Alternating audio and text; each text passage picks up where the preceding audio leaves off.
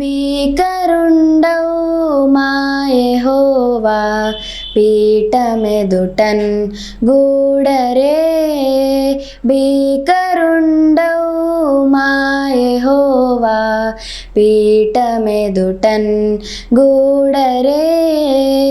ఏకమై సాష్టాంగపడి సర్వేశ్వరుని కొనియాడరే. భీకరుండవు మా యెహోవా పీఠమెదుటన్ గూడరే. మట్టితోనే మమ్మునెల్లా మానవులుగా సృజించెను. ఇట్టి శక్తుండవు ప్రభున్మే మెచ్చుగా మదినెంతుము. భీకరుండవు మా యెహోవా పీఠమెదుటన్ గూడరే. ఏరితోడు లేక మము సర్వేశ్వరుడు సృష్టించెను. దారునిందానొక్కడే మా దైవమని పూజింతుము. భీకరుండవు మా యెహోవా పీఠమెదుటన్ గూడరే.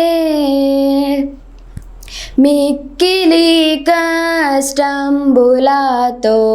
మీతికి నిబాల్ పొందను. దిక్కులేని గొర్రెలట్లు దిరుగజేర్పన్ మందను. భీకరుండవు మా యెహోవా పీఠమెదుటన్ గూడరే. భీకరుండవు మా యెహోవా పీఠమెదుటన్ గూడరే. ఏకమై సాష్టాంగపడి సర్వేశ్వరుని కొనియాడరే. భీకరుండవు మా యెహోవా పీఠమెదుటన్ గూడరే. హల్లెలూయా. ప్రార్థన. సర్వశక్తియు మీకు కనికరము కలిగిన మా దేవ, నీకు వందనాలు. అయోగ్యాన్ని ఎన్నికలేనటువంటి వాడిని ఆయన నన్ను ఇక్కడ వాక్య పరిచయం చేయడాన్ని నిలవబెట్టినందుకు నీకు వందనాలు. నన్ను మరుగుపరచి నీవే మాట్లాడమని మా ప్రభువును మీ ప్రియకుమారుడైన యేసుక్రీస్తు ద్వారా వేడుకొంచున్నాం తండ్రి, ఆమేన్. ఈ యొక్క నెబుకద్నెజరు ఒక బంగారపు ప్రతిమను తయారు చేయించి అక్కడ ఉన్నటువంటి రాజ్యాధికారులందరికీ చాటింపు వేసినట్లుగా మనం చూసాం. చాటింపు వేసిన తర్వాత ఈ యొక్క తోరా ప్రాంతంలో, ఈ యొక్క దోరాయను ఒక మైదానంలో వీరందరూ సమకూడారు. అందరూ ఈ యొక్క విగ్రహ ప్రతిష్ఠ కోసం వచ్చారు. ప్రతిష్ఠ కోసం వస్తే మనం అప్పటి వరకు గమనించాం, అందరూ నమస్కారం చేయాలి, సాగిలు పడాలి, పూజించాలి. లేనట్లయితే వారు అగ్నికి ఆహుతి చేయబడతారు అని చెప్పి ఈ యొక్క ఆజ్ఞ బయలుదేరి వెళ్ళింది. అక్కడ ఉన్నటువంటి రాజ్యాధికారులందరూ కూడా ఈ యొక్క ప్రతిమకు నమస్కారం చేశారు. కానీ ముగ్గురు యువకులు మాత్రం, ఎవరో యువకులు అన్నట్లయితే షడ్రక్, మేషక్, అబేద్నెగో అనే బబులోను నామకరణం కలిగినటువంటి వారు. ఈ మూడు నామకరణాలు కూడా బబులోను ఈ లెక్క పేర్లు. వీరు యోధా యువకులు, దానియేలుతోటి యోధా ప్రాంతం నుంచి తీసుకురాబడినటువంటి వారు. హననీయ, మిషాయేలు, అజరియా అనబడినటువంటి యువకులు. వీరి యొక్క పేర్లు మార్చబడ్డాయి. ఈ ముగ్గురు కూడా తిరస్కరించినట్లుగా మనం గమనించాం. ఈ తిరస్కారం అన్నది ఎవరికి తెలిసింది అని అంటే, కల్దీయులు ఉన్నారు. ఈ కల్దీయులకి వీరు తిరస్కరించినట్లుగా ఈ కల్దీయులు గమనించారు. ఈ కల్దీయులు ఎవరు అని అన్నట్లయితే బబులోను దేశం యొక్క నేటివ్ పీపుల్. వీరు ఆ బబులోను ప్రాంతం యొక్క ప్రజలు. వీరు జనరల్గా ఏమని చెప్తారంటే, వీళ్ళని ఆ బబులోను తత్వజ్ఞానం కలిగినటువంటి వారు. ఇలా బబులోను జ్ఞానులు, బబులోనుకు సంబంధించినటువంటి వారు. ఈ యొక్క ముగ్గురు కూడా షడ్రక్, మేషక్, అబేద్నెగో అనేటువంటి వారు ఈ యొక్క బంగారు ప్రతిమకు నమస్కారం చేయలేదని గమనించారు. గమనించి రాజు దగ్గరికి వచ్చారు. రాజు దగ్గరికి వచ్చి కొన్ని విషయాలు మాట్లాడుతూ ఉన్నారు. ఏం మాట్లాడుతున్నారంటే, వీరి మీద ఫిర్యాదు, వీరి మీద చాడీలు చెప్తూ ఉన్నారు. వీరి మీద చాడీలు చెప్తే ఏమని చెప్పారో చూద్దాం. ఈ మనుషులు తమ ఆజ్ఞను లెక్క పెట్టలేదు అని చెప్తున్నారు. రాజా, మీరు సర్వలోకానికి ప్రకటించినటువంటి ప్రకటన, ఇక్కడ ఉన్నటువంటి రాజ్యాధికారులందరికీ ప్రకటించినటువంటి ఈ యొక్క ఆజ్ఞ, ఇవ్వబడినటువంటి ఆజ్ఞని ఈ మనుషులు లెక్క పెట్టలేదు అని చెప్తున్నారు. వీరు చెప్పేటప్పుడే ఇంకో మాట అన్నారు. వీరెవరో ఈ ముగ్గురు కూడా మీరే వీరి రాజ్యాధికారం ఇచ్చి రాజ్యసభలో ఈ యొక్క కోటలో ఒక ప్రాముఖ్యమైనటువంటి స్థానాన్ని ఇచ్చినటువంటి వారు వీరు ఎవరో బయట ఉన్నటువంటి వారు కాదు. మీరు వీరిని అధికంగా హెచ్చించారు. అనేకమైన కానుకలు వీరికి ఇచ్చారు, వీరికి మంచి ఉద్యోగాలు ఇచ్చారు, వీరిని తమ కోటలో ఉంచుకున్నారు. అటువంటి ఈ మనుషులు మీ యొక్క ఆజ్ఞను లెక్క పెట్టలేదు అని అన్నారు. రెండవదిగా ఏమని చెప్తున్నారంటే తమరి దేవతను పూజించడం లేదు అని అన్నారు. ఇక్కడ ఏంటి సందర్భం ఏంటి? బంగారు ప్రతిమకి నమస్కారం చేయడం లేదని చెప్పాలి. వీళ్ళేం చెప్తున్నారో తెలుసా? తమర దేవతలకు పూజించట్లేదని చెప్పారు. ఇప్పుడు రాజు ఈ బబులోనులో ఉన్నటువంటి దేవతలకు పూజిస్తున్నారా లేదా అని అడగలేదు కదా. కానీ వీరు మనం గమనించినట్టయితే ఈ కల్దీయులు ఈ యొక్క యోధా బాలుల్ని లేకపోతే యవనస్తుల్ని వెంటాడుతూనే ఉన్నారు. వీరు ఏం చేస్తున్నారు, లేకపోతే వీరు బ్రతికి ఈ యొక్క జీవిత విధానం ఏ విధంగా ఉన్నది, ఏ విధంగా జీవిస్తున్నారు అన్నది వీరందరూ ప్రతి ఒక్క అనుదిన కార్యక్రమాన్ని వీరు తెలుసుకున్నట్లుగా మనం చూస్తూ ఉన్నాం. ఎక్కడ కూడా రాజా వీరెక్కడే కాదు, వారి నిజ జీవితంలో కూడా వారి యొక్క దేవుణ్ణి తప్పితే ఎవరిని పూజించడం లేదు. బబులోనులో అనేకమైన దేవతలు ఉన్నాయి కానీ ఆ దేవతలు వేటికి కూడా వీరు పూజ చేయడం లేదు. వారికి ఇష్టమైనటువంటి వారి దేవుణ్ణి మాత్రమే వారు పూజలు చేస్తున్నారు. కానీ ఇక్కడ ఉన్నటువంటి దేవుణ్ణి వీరు పూజలు చేయడం లేదు, ఇక్కడ ఉన్న దేవతలను ఆరాధించడం లేదు అని చెప్పాడు. మూడవదిగా మీరిప్పుడు ఆజ్ఞ ఇచ్చి చాటించినటువంటి ఈ యొక్క సంగీత వాయిద్యాలు వాయించినప్పుడు పూజ చేయాల్సినటువంటి బంగారు ప్రతిమకు కూడా వీరు ఆరాధించడం లేదు అని చెప్పేసి వీరి మీద పితరులు చెప్పినట్లుగా మనం గమనిస్తూ ఉన్నాం. ఈ యొక్క పితరులని లేకపోతే ఈ యొక్క చాడీలను బట్టి మనం ఏమని గమనించవచ్చునంటే వీరి యొక్క ప్రతి పనిని కూడా ఈ కల్దీయులు పరిశీలన చేస్తూ ఉన్నారు. ఈ కల్దీయుల్ని ప్రాణాపాయాల నుంచి కాపాడినటువంటి వారు యూదులు. ఈ ముగ్గురు బాలుళ్ళు దానియేలుతో సహా వీరిని అందరినీ కాపాడాడు. రాజు దగ్గర నుంచి ఆజ్ఞ బయలుదేరింది 2వ అధ్యాయంలో మనం చూసాం. ఎవరైతే కళ కానీ కళ యొక్క భావాన్ని కానీ చెప్పలేరో వారందరినీ తుత్తునీలుగా చేయమని రాజాజ్ఞ బయలుదేరింది. అంటే ఈ కల్దీయులు కూడా ఉన్నారు దాంట్లో. ఈ కల్దీయులు కూడా కళ యొక్క భావాన్ని చెప్పని కారణంగా చంపాల్సి ఉన్నారు. కానీ దానియేలు కళ యొక్క భావాన్ని కళని చెప్పడం ద్వారా వీరి యొక్క ప్రాణాన్ని రక్షించారు. ఈ ఎవరైతే ముగ్గురు పేర్లు చెప్పారో ఈ ముగ్గురు కూడా కళ చెప్పినటువంటి వారిలో ఉన్నటువంటి ఆ భాగస్థులై ఉన్నారు. వీరి గురించి వీరు కలప మాటలు మాట్లాడుతూ ఉన్నారు. వీరి గురించి రాజుకి లేనిపోని మాటలు చెప్తూ ఉన్నారు. కొంతమంది ఏమని వ్యాఖ్యానించారంటే ఈ కల్దీయులు ఎవరై ఉంటారు అనంటే మొట్టమొదటిగా వీరు రేషియల్ డిస్ట్రస్ట్ కలిగినటువంటి వారు అని అన్నారు. వీరు యోధా ప్రజల మీద లేకపోతే తమ జాతికి అయినటువంటి వారి మీద విపరీతమైనటువంటి ద్వేషం కలిగినటువంటి ప్రజలుగా వారు గమనిస్తూ ఉన్నారు. వారి జాతిని అతిగా ప్రేమించడం ద్వారా ఇతర జాతి వారిని ద్వేషించడం అనే ఈ కార్యక్రమాన్ని చేపట్టినటువంటి వాళ్ళు. ఇంకో విధంగా చెప్పాలంటే వీరు ప్రొఫెషనల్ జెలస్ ఉన్నారు. వీరందరూ రాజు యొక్క కోటలో రాజుద్యోగం చేసేటటువంటి వారు. ఈ కల్దీయులు కూడా రాజు సన్నిధిలో ఉండేటటువంటి వారు, కోటలో ఉండేటటువంటి వారే. కాబట్టి వీరు రాజు అయినటువంటి నెబుకద్నెజరు దానియేలుకి కానీ ఈ ముగ్గురు ఉన్నటువంటి షడ్రక్ మెషక్ అబేద్నెగోలకు కానీ చాలా ఎక్కువ ప్రాధాన్యత ఇవ్వడం వీరెవరికి నచ్చలేదు. కాబట్టి వీరికి ఉన్నటువంటి వృత్తిరీత్యా వారికి ఉన్నటువంటి అసూయ ద్వారా వీరి మీద కలాప మాటలు ఈ రాజుకు చెప్పినట్లుగా చూస్తూ ఉన్నాం. ఇది ఒక విధంగా చెప్పాలంటే హత్యా ప్రయత్నం. ఈ ముగ్గురిని హత్య చేయించాలి, రాజుగారి చేత చంపించాలి అని ఒక పన్నాగం పన్నారు. అందుకని రాజుగారిని రెచ్చగొడతా ఉన్నారు. ఏమని రెచ్చగొడుతున్నారంటే, అయ్యా నీ ఆజ్ఞని ధిక్కరించినటువంటి వీరి ముగ్గురు ఎవరనంటే నీవే వీరికి మంచి ఉద్యోగాలు ఇచ్చావు, మంచి రాజమర్యాదలతోటి వీరిని సత్కరించావు. వీరు అనట. చూడండి, సందర్భాన్ని కూడా గమనించినట్లయితే ప్రపంచవ్యాప్తంగా ఉన్నటువంటి రాచరికపు కలిగినటువంటి రాజోద్యోగులందరూ అక్కడ సమకూడి ఉన్నారు. మంత్రులు, మనకు తెలిసి 8 రకాలైనటువంటి గొప్ప అధిపతులు, సేనాధిపతులు, సంస్థానాధిపతులు, ఇటువంటి వారందరూ కూడా అక్కడ కూడున్నారు. వీరందరి మధ్యలో పెట్టుకుని వీరి గురించి రాజుగారికి చెప్తా ఉన్నారు.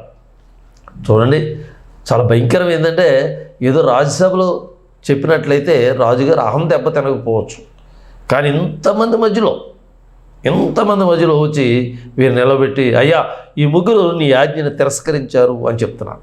మన ఎస్తేరు గ్రంథంలో కూడా విషయాన్ని గమనించవద్దు. ఆశ్వరేషు మంచి పార్టీ చేసుకున్నాడు. పార్టీ చేసుకుని అందరితోటి ఆనందంగా ఉన్నప్పుడు తన భార్యను కబురు పెట్టాడు రమ్మని. వచ్చి అందరి మధ్యలో నిలవబడానంటే రాణి ఆ యొక్క రాజుగారి యొక్క మాటను తిరస్కరించింది. అంటే ఏదైనా ఒక వ్యక్తికి మనం వ్యతిరేకంగా చేసేటటువంటి పని ఒక పన్నాగంతో దరిదాపు అప్పుడు మనకు తెలుసు ఈ యొక్క ఆశ్వరేసు వస్తీని విడిచిపెట్టినట్లుగా, తిరస్కరించినట్లుగా మనం చూస్తూ ఉన్నాం. అక్కడ ఉన్నటువంటి పెద్దలు అంటే మంత్రులు, రాజోద్యోగులు అందరూ వస్తీకి వ్యతిరేకంగా ఆజ్ఞని చేశారు. ఒక రాజధిక్కరణ కేసును ఆవిడ మీద పెట్టినట్లుగా మనం చూస్తూ ఉన్నాం. ఇదే విధంగా ఎక్కడున్నటువంటి కల్దీయులు కూడా చాలా చాకచక్యంగా ఈ యొక్క ఈ హత్యా ప్రయత్నం చేస్తూ ఉన్నారు. ఏదో విధంగా ఈ యొక్క యోధా బాలుల్ని, యవనస్తుల్ని చంపాలి అని ఒక పన్నాగం పన్ని అందరు ఎదురుగున్నారు. ఆయన ఈ విధంగా వ్యాఖ్యానిస్తున్నాడు. ఆ యొక్క ప్రతిష్ట కంటే దరిదాపు 3 లక్షల మంది వచ్చుంటారు. ఈ యొక్క 3 లక్షల మంది మధ్యలో రాజుగారిని అవమానపరిచేటట్టుగా వీరి యొక్క ప్రవర్తన ఉంది, కాబట్టి నువ్వు ఏదో విధమైన నిర్ణయం తీసుకో అని రాజుని ఇరకాటంలో పెట్టినట్లుగా మనం గమనిస్తూ ఉన్నాం. చూడండి, ఏంటి దీనికి గల కారణం ఏంటి అని అంటే ఓన్లీ అసూయ మనకు కనపడతా ఉన్నది. ఎందుకంటే కల్దీయుల్ని మరణ శిక్ష నుంచి కాపాడినటువంటి యోధా బాలుడు గారు, ఈ కల్దీయుల యొక్క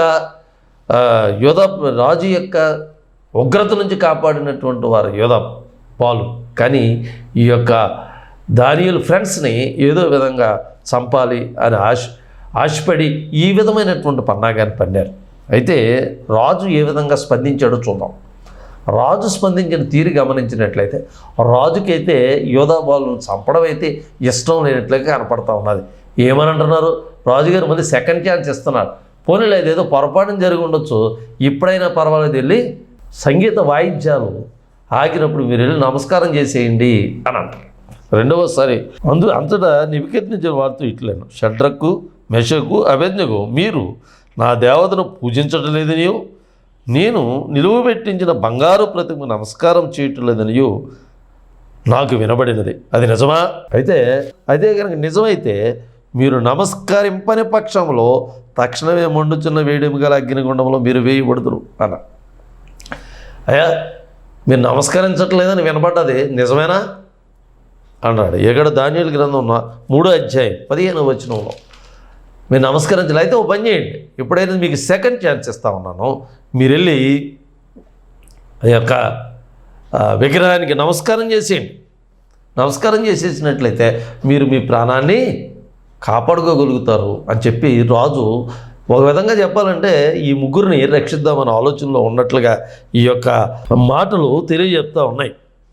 అయితే ఈ మాటలు పలికిన తర్వాత రాజు ఒక భయంకరమైనటువంటి మాట మాట్లాడాడు. ఈ రోజున మీతోటి ఆ భయంకరమైనటువంటి మాటని మీతోటి చర్చించాలని ఆశపడతా ఉన్నాను. ఒకవేళ మీరు నమస్కారం చేయకపోయినట్లయితే మిమ్మల్ని వేడిమి గల అగ్నిగుండంలో మీరు వేయబడుతారు. మీరు అగ్నిగుండంలో వేయబడతారు. ఈ అగ్నిగుండంలో నా చేతిలో నుండి మిమ్మల్ని విడిపింపగల దేవుడు ఎక్కడున్నాడు? నేను కనుక మీ మీద కోప్పడి మీరు నమస్కారం చేయకపోతే అగ్నిగుండంలో వేసేస్తాను. అయితే అగ్నిగుండంలో నుంచి కాపాడగలిగిన దేవుడు ఎవరు మీకు? అసలు ఇంగ్లీష్లో బైబిల్లో అదే మాటని హూ ఇస్ దట్ గాడ్ అని రాయబడదు. దేవుణ్ణి దూషించడం, దేవుణ్ణి నిందించడం నెబుకద్నెజరు చేస్తా ఉన్నాడు. చూడండి, దేవుడే కాపాడలేడండి, మరి ఎవరు కాపాడతాడు? ఈయన కాపాడతాడా? రాజుకున్నటువంటి గర్వం, రాజుకున్నటువంటి ఆ పరిస్థితులు, మీరు ఈ కల్దీల యొక్క పన్నాగాన్ని గమనించినట్లయితే అందరి మధ్యలో రాజు యొక్క అహంకారాన్ని రెచ్చగొడతా ఉన్నారు. అహంకారం రెచ్చిపోయి తనకు తానుగా హెచ్చించుకొని దేవుణ్ణి దూషించే స్థాయికి నెబుకద్నెజరు మాట్లాడుతూ ఉన్నాడు. ఎవరు కాపాడతారు నిన్ను, ఏ దేవుడు నిన్ను కాపాడగలడు అని చెప్పి అంటున్నాడు.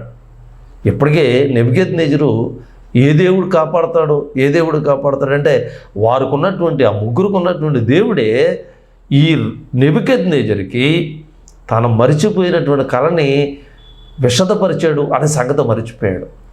ఆ దేవుడే భవిష్యత్ కాలంలో జరగబోయేటటువంటి విషయాల్ని తెలియజేశాడు అన్న సంగతి మర్చిపోయాడు. ఆ దేవుడికి ఈ భూమిని, ఇక్కడ ఉన్నటువంటి భూమి మీద ఉన్నటువంటి దేవుళ్ళన్నిటికంటే ఎవరు దేవుడు లేడు, ఆయన మాత్రమే దేవుడు అని తను స్వయంగా ఒప్పుకున్నటువంటి విషయాన్ని మర్చిపోయాడు. ఎవరినైతే ఈ రోజున అగ్నిలో పడేస్తానంటున్నాడో వారికి నమస్కారం చేసిన సంగతి మర్చిపోయాడు. చూడండి, తను తాను హెచ్చించుకుంటా ఉన్నాడు. తనకి ఆలోచనలకి ప్రతిరూపమైనటువంటి ఆ బంగారు ప్రతిమకి నమస్కారం చేయించాలి అనే ఆలోచనతోటి ఇక్కడ ఈ యూదులైనటువంటి ఈ ముగ్గురు బాలుల్ని లేదా ముగ్గురు యవ్వనస్తుల్ని చంపడానికి ప్రయత్నం చేస్తూ అన్నాడు, ఏ దేవుడు మిమ్మల్ని కాపాడతాడు అని ప్రశ్నించాడు. మనం గమనించినట్లయితే ఇది ప్రపంచ రాజ్యాలను పరిపాలించేటటువంటి రాజులకి ఒక అహంకారపూరితమైనటువంటి, నేను ముందు వీడియోలో మనం చెప్పుకున్నాం, ఈ యొక్క సాతాను కూడా దేవునితో సమానంగా చేసుకున్నాడు. దేవుడు కూడా మమ్మల్ని దేవుడితోటి సమానంగా ఎంచుకున్నబట్టే ఆయన అక్కడ పడదోయబడినట్లుగా మనం చూస్తూ ఉన్నాం. నిర్గమకాండం 5వ అధ్యాయం 1వ వచనంలో ఫరో అంటాడు, ఏమన్నాడు, అరణ్యంలో నాకు ఉత్సాహము చేయుటకు నా జనములు పోనిమని ఆజ్ఞాపించుచున్నాడు అని మోషే అహరోనులో వెళ్ళి ఫరోతో చెప్పారు. అయ్యా, ఇజ్రాయేలుని విడిచిపెట్టు, మా దేవుడు చెప్తా ఉన్నాడు, ఇజ్రాయేలు ప్రజల్ని అరణ్యంలోకి వెళ్ళి ఉత్సాహం కార్యక్రమం చేసుకుని దేవుడిని ఆరాధించుకుని దేవుడికి ఉత్సవాలు జరుపుకుని మరలా వస్తాము అని ఈ మోషే అహరోనులు ఫరో దగ్గరికి వెళ్ళి ప్రార్థన చేశారు. అయితే ఫరో అంటున్నాడు, ఇజ్రాయేలును పూరించుటకు యెహోవా ఎవడు? నిర్గమకాండం 5వ అధ్యాయం 2వ వచనం.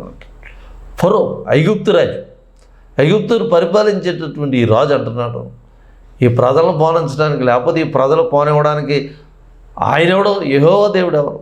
దేవుడెవరు? దేవుడి కంటే గొప్పని ఇక్కడ ఉన్నాను అని చెప్తున్నాడు ఫరో.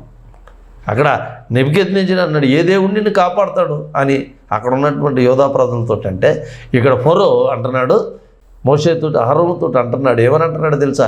ఆయన ఎవరు? Who is that?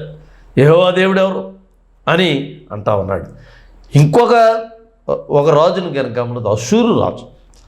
2 రాజుల గ్రంథం 18వ అధ్యాయం 35వ వచనంలో, యెహోవా మా చేతిలో నుండి యెరూషలేమును విడిపించుననుటకు ఆయా దేశముల దేవతలను ఏదైనాను తన దేశమును మా చేతిలోని విడిపించగలదా అని చెప్పారు. అంటే అక్కడ ఇజ్రాయెల్ పరిపాలించే రాజుని అంటున్నాడు, ఏమనంటారో తెలుసా? మేము చాలామందిని జయించాం. అష్షూరు రాజు షల్మానేశ్వర్ అని అంటున్నాడు. ఏమన్నా తెలుసా? చాలామందితో యుద్ధం చేసాము, అందరినీ జయించుకొచ్చాం. అక్కడ కూడా దేవతలు ఉన్నారు కదా, అక్కడ కూడా ఆ ప్రజలు నమ్ముకునేటువంటి దేవుళ్ళు ఉన్నారు కదా, ఆ దేవుళ్ళు ఆ దేవతలు ఆ దేశాన్ని కాపాడగలిగారా? కాపాడలేకపోయారు కదా.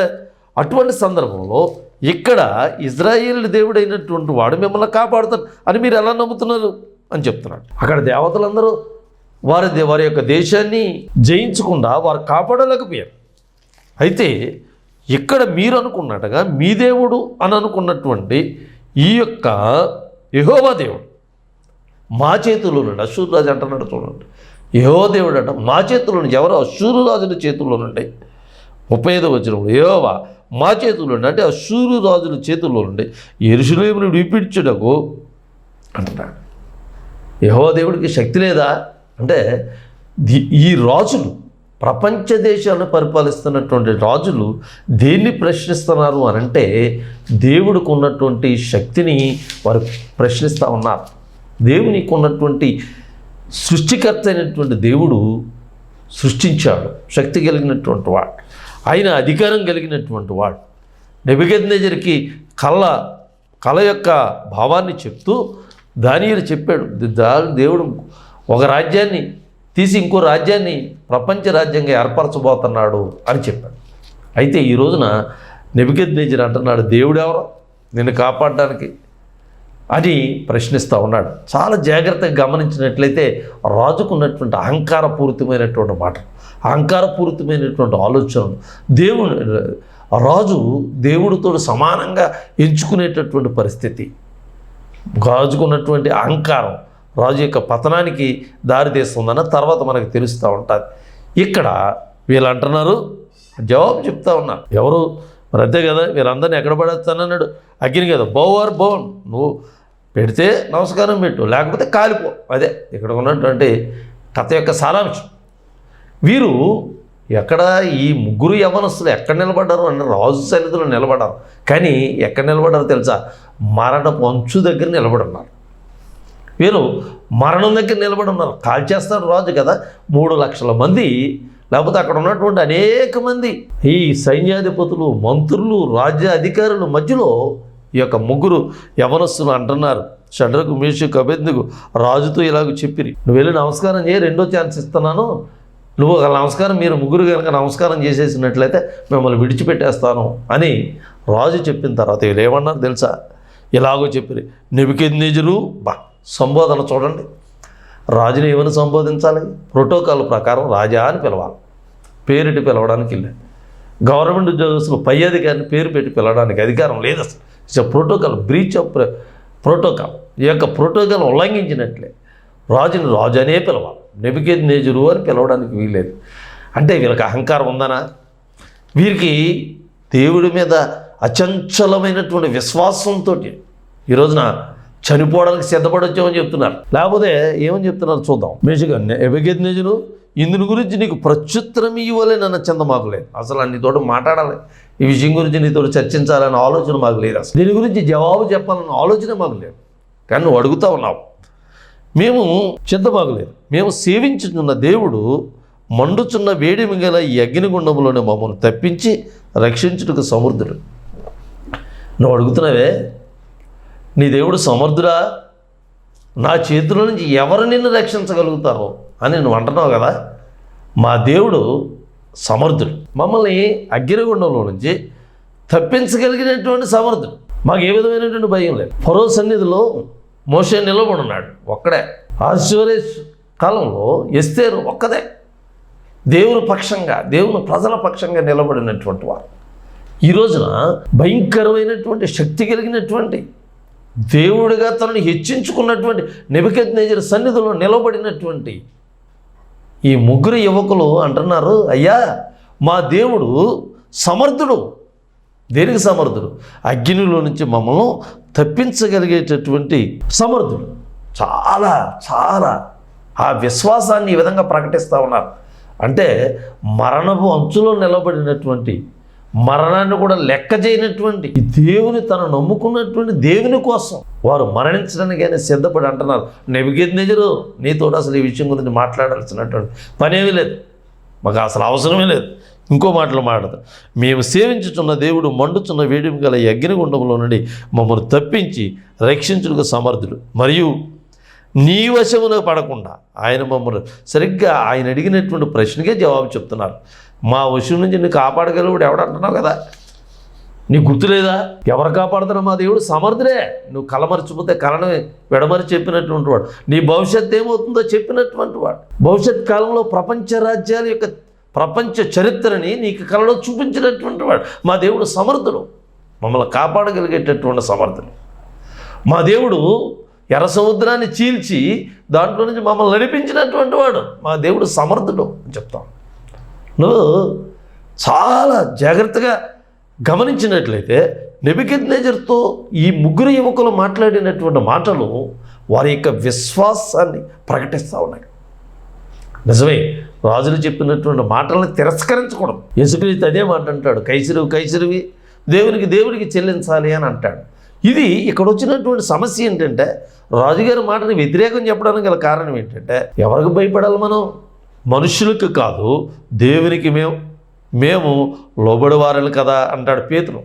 అపోస్తలుల కార్యాలు 5వ అధ్యాయం 29వ వచనంలో అంటాడు, మేము మనుషులకు భయపడకూడదు, నువ్వు మనిషివి, నీకు భయపడి నిజమైనటువంటి దేవుణ్ణి మేము విడిచిపెట్టడానికి వీల్లేదు. ఒకవేళ మా శరీరంలో చనిపోయాడు, మా శరీరంలో ఒకవేళ కాల్చబడతాయేమో. అందుకని అంటున్నాడు, రాజా నీ దేవతను మీ పూజించమని నీవు నిలవబెట్టించిన బంగారు ప్రతిమకు నమస్కరింపమని తెలుసుకున్నాం. ఒకవేళ మమ్మల్ని రక్షిస్తే గుడ్, రక్షించకపోయినా సరే మేము రెడీ వచ్చాం. ఎందుకు నువ్వు చేసినటువంటి అగ్నిగుండంలో దూకడానికి రెడీగా ఉన్నాం మేము. మా దేవుడు రక్షిస్తే మంచిది, ఒకవేళ రక్షించకపోయినా మంచిది. రక్షించకపోయినా సరే నీవు సృష్టించినటువంటి ఆ దేవుడికి మేము పూజించాం. అందుకనే ఇదే మాట పేతురు అంటాడు, మనుషులకు కాదు దేవునికి మేము భయపడాలి, కాబట్టి మేము నీకు భయపడం. అందుకనే ఈ మాట గురించి మత్తయి రాసినటువంటి సువార్త 10వ అధ్యాయం 28లో యేసుక్రీస్తు ఈ విధంగా అంటాడు. ఏమంటాడు? మరియు ఆత్మను చంపనేరక దేహమునే చంపు వారికి భయపడకూడదు, కానీ ఆత్మను దేహమును కూడా నరకములో నశింప చేయగలవానికి మిక్కిలి భయపడడి అని అంటాడు. ఒకవేళ ఈ శరీరం అగ్నిలో పడి కాలిపోవచ్చు, కానీ భయపడాల్సిన పని లేదు. కానీ ఎవరికి భయపడాలట? శరీరాన్ని మరియు ఆత్మను కూడా నశింప చేయగలిగేటటువంటి వాడు ఉన్నాడు. అందుకని ఆయనకు భయపడాలి. అందుకని ఈ రోజున చాలా ధైర్యంగా, చాలా నిక్కర్చిగా చెప్తా ఉన్నాడు. ఏమని చెప్తున్నారు? అనేక మంది ప్రపంచంలో ఉన్నటువంటి రాజ్యాధికారం కలిగినటువంటి వారందరూ ఆ రోజున బంగారు ప్రతిమకు నమస్కారం చేస్తే వీరు అంటున్నారు మేము నమస్కారం చేయం అని అంటారు. ఎంత ఖచ్చితమైనటువంటి విశ్వాసం! ఏంటా విశ్వాసం? దేవుడు వారిని కాపాడుతాడని. లేదా కాపాడకపోతే రెండవ మరణాన్ని నుంచి తప్పించుకుంటారు. అందుకని అంటున్నాడు, ఆత్మను దేహాన్ని చంపేవాడికి భయపడండి, అంతేగాని దేహాన్ని మాత్రం చంపేవాడికి భయపడాల్సినటువంటి ఆవశ్యకత లేదు అని యేసుక్రీస్తు తన యొక్క మాటలో మనం చెప్పినట్లుగా మనం గమనిస్తూ ఉన్నాం. చూడండి, రాజుని ధిక్కారం చేశాడు. మనం అనుకున్నాడు, నెబుకద్నెజరు నాకు తిరిగిలేదు, నాకున్నటువంటి నా మాటకి ప్రపంచంలో ఎదురే లేదు అని అనుకున్నటువంటి నెబుకద్నెజరుకి గట్టి దెబ్బ తగిలింది. ఎంత గట్టిగా తగిలిందనంటే 3 లక్షల మంది నిలబడిన చోట 3 యవనస్తులైనటువంటి వారు ధిక్కరించారు. నెబుకద్నెజరు నువ్వు దిక్కునగాడు చెప్పుకో అన్నట్టు మాట్లాడా. దిక్కునగాడు చెప్పి మేము చావడానికైనా సిద్ధమే, కానీ ఎట్టి పరిస్థితుల్లో నీ మాట మేము అని అంటున్నాం. యోసేపు ఫరో కోటలో ఉన్నప్పుడు ఒక్కడిగా నిలబడ్డాడు. మోషే ఫరో దగ్గర ఉన్నప్పుడు ఒక్కడిగా నిలబడ్డాడు. ఎస్తేరు అష్షూరేషు కోటలో ఒక్కడిగా నిలబడ్డారు. ఈ రోజున మనం లోకమనే ఈ యొక్క రాజ్యంలో మనం ఒక్కరిగానే నిలబడుతున్నాం. దేవుని యొక్క మాటలకి మనం విలువిస్తున్నామా? మనుషులకు భయపడి దేవుణ్ణి తిరస్కరిస్తున్నామా? మనుషులకు భయపడి మనుషులు నియమించినటువంటి కట్టడాలకి లోబడి దేవుణ్ణి తిరస్కరిస్తూ ఉన్నామా? ఈ రోజున మనం ఆలోచించుకోవాలి. దేవుణ్ణి మనం ఎట్టి పరిస్థితుల్లో తిరస్కరించడానికి లేదంటే ఆయన శరీరాన్నే కాదు ఆత్మను కూడా చంపగలిగేటటువంటి శక్తి కలిగినటువంటి వాడు. మనం భయపడాల్సిన పని లేదు. అటువంటి మనందరికీ తెలుసు. దాని రిజల్ట్ ఏంటో మనందరికీ తెలుసు. నెబుకద్నెజరు వారందరినీ అగ్నిలో పడవేస్తే దేవుడు వచ్చి వారిని అగ్ని నుంచి కాపాడినటువంటి దేవుడు, అగ్ని నుంచి కాపాడి సజీవుల లెక్కలో ఉంచినటువంటి వాడు. నెబుకద్నెజరుని కూడా ఒప్పించగలిగినటువంటి దేవుడు. నెబుకద్నెజరు అంత అహంకారైన నెబుకద్నెజరు కూడా దేవుని స్తుతించినట్లుగా మనం చూస్తూ ఉన్నాం. తర్వాత ఎపిసోడ్లో ఆ విషయాన్ని మనం పరిశీలన చేద్దాం. ఈ రోజున మన ముందున్నటువంటి సమస్య ఏంటంటే అనేక సార్లు మనల్ని లోకం ప్రలోభ పెడతా ఉన్నది, లోకం భయపెడతా ఉన్నది. ఒకవేళ మనం లోకానికి భయపడి లోకానికి నమస్కారం చేసినట్లయితే మనం నిత్య మరణానికి అప్పజెప్పబడతాం. మన శరీరాన్ని చంపేవాడికి భయపడి ఆత్మని శరీరాన్ని చంపేవాడికి మనం భయపడకపోయినట్లయితే మనం నిత్య మరణంలోకి వెళ్ళిపోయేటటువంటి అవకాశం ఉంది. కాబట్టి మనం లోకాన్ని జయించగలిగి ఎందుకు వచ్చిందని ఎంత శక్తి కలిగి అని అంటే ఈయన నమ్ముకున్నటువంటి విశ్వాసం, దేవుని మీద ఉన్నటువంటి విశ్వాసము వీరి చేత ఆ మాటలు పడినా అహంకారం కాదు. నెబుకద్నెజరుకు ఉన్నది అహంకారం, ఈ యవనస్తులకు ఉన్నటువంటిది విశ్వాసం. ఆ విశ్వాసాన్ని ప్రకటిస్తూ ఉన్నారు. ఏ విధంగా మా దేవుడు ఖచ్చితంగా కాపాడతాడు. కానీ ఒకవేళ ఏ సందర్భంలో ఆయన యొక్క ప్రణాళిక ఏంటో మాకు తెలియదు. దేవుని యొక్క ప్రణాళిక నిజంగానే మమ్మల్ని అగ్నికి ఆయుధ అవ్వాల్సి వస్తే కనుక మేము అగ్నికి ఆహుతి అవడానికి ఇష్టపడతా ఉన్నాం. ఎందుకనంటే రోమిలికి రాసినటువంటి పత్రిక 12వ అధ్యాయము 1-2 వచనాలు కనుక గమనించినట్లయితే ఆయన చిత్తాన్ని ఆయన బయలుపరుస్తూ ఉన్నాడు. పరిశుద్ధ దేవునికి అనుకూలమైన సజీవ యాగంగా మీ శరీరంలో ఆయనకి సమర్పించుకున్నది. దేవుని యొక్క వాత్సల్యతను బట్టి మిమ్మల్ని బతిమాలు కొనుచున్నాను. ఇటు సేవ మీకు యుక్తమైనది. మీరు ఈ లోక మర్యాదను అనుసరింపక ఉత్తమమును అనుకూలమును సంపూర్ణమై ఉన్న దేవుని చిత్తం మీద పరీక్షించి తెలుసుకున్నట్లు మీ మనస్సు మారి నూతన మగుట వలన రూపాంతరము పొందిటి అని అంటున్నాడు. నిజమే, లోకంలో ఉత్తమమైనది ఏదో మనం దేవుని యొక్క చిత్తాన్ని ఉత్తమమైనదని మనం తెలుసుకోవాలి. ఆ ఉత్తమమైనది దేవుని చిత్తం. ఆ చిత్తాన్ని నెరవేర్చడానికి ఆయన కృప మనకి నిరంతరం తోడై ఉండను గాక. ఆమేన్.